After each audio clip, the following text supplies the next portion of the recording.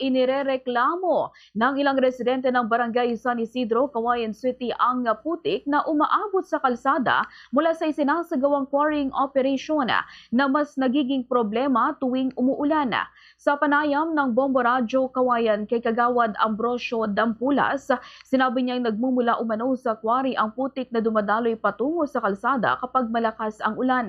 Ayon sa kanya, nakikipag-ugnayan na ang barangay sa nagsasagawa ng quarrying upang matiyak na malilinis ang kalsada at maayos ang anumang bahagi nito na maapektuhan ng operasyon.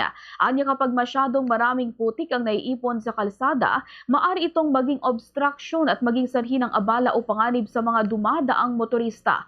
Matapos matanggap ang reklamo, sinabi ni Dampulas na nakatakdang magsagawa ng paglilinis sa waiting shed at kalsada ngayong Sabado. Posible rin umanong isama sa paglilinis ang bahaging kalsadang naapektuhan ng putik mula sa quarry. Ayon pa kay Dampulas, nagsimula ang quarrying operation noong Enero ngayong taon, ngunit pansamantalang nahinto bago muling ipagpatuloy noong Hunyo at nagpatuloy hanggang ngayon. Layunin umano ng quarrying na maisaayos ang lugar upang magamit ito sa hinaharap bilang bukirin.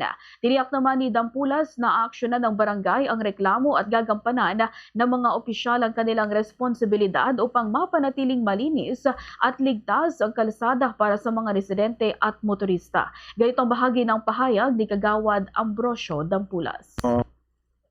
May papalita ang pare. Talagang hantang maiwasan ka talaga, adalat talaga di kapit at mabumabaag lalo no napiksat itulo. No, pasaray na mo dalasan mam no. Kinday panagkwari da jay.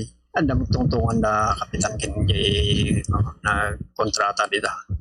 Ngano malpas TV kwari da ayusin da mo lang dayay na perde nga pagnanda.